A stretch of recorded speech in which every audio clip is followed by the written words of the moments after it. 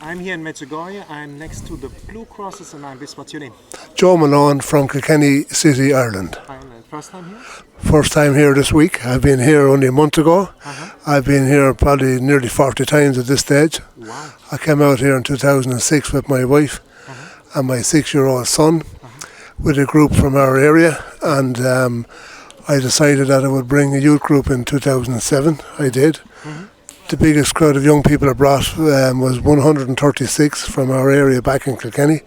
I bring groups all the time, so now I bring a group at Easter, I bring a group for the Youth Festival, and I bring a group in October. Fantastic. Yes, so I've come here many times. And Why do you come back all the time? I suppose it's because it's the peace, you know, and it's lovely, and it's very peaceful now at the moment.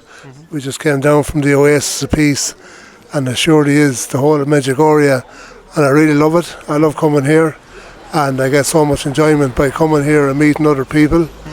And my wife comes with me a lot as well, and I would recommend anybody to come to Medjugorje just to see what it's all about, if you come with an open mind. And there's no doubt about it, but Our Lady is here. I haven't seen her, but I know she's here. We're in her presence, and many, many good things come from here.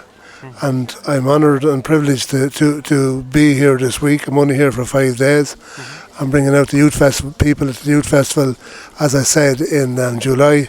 And if there's young people looking at this, I would recommend them to come, because it's a great place, and you will get answers here. Once you come with an open mind, I think that's the main thing. And your faith, Johnny, always Catholic?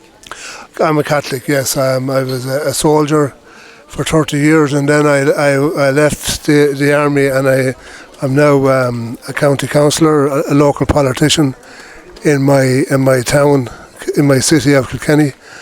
And I was mayor of my city one time, and I'm due to be mayor of my city on the 9th of June of this year.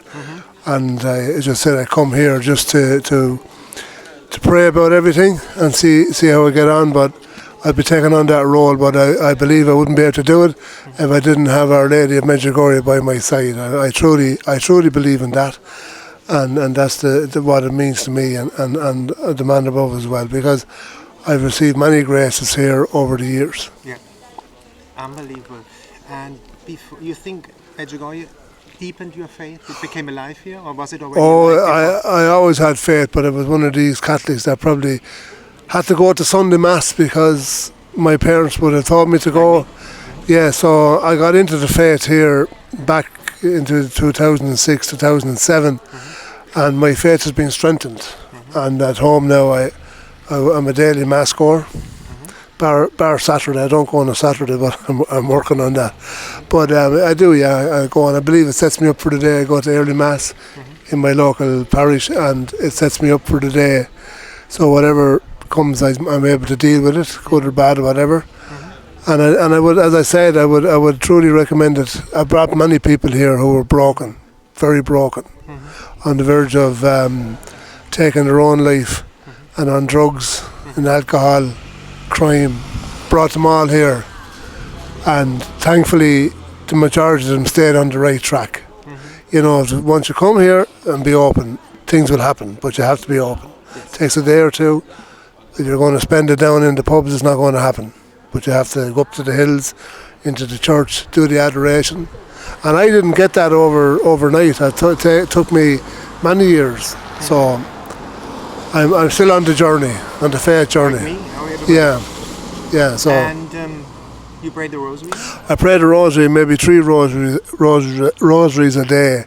Wow. And I get a lot out of it by doing it. And I pray for people, because people ask me to pray for them here, and I do. And a lot of unhappiness back at home, and a lot of sickness, and people would ask me to pray for them, and I do. And I light candles as well. And the one prayer that I really love is the Serenity prayer. I add it into the rosary.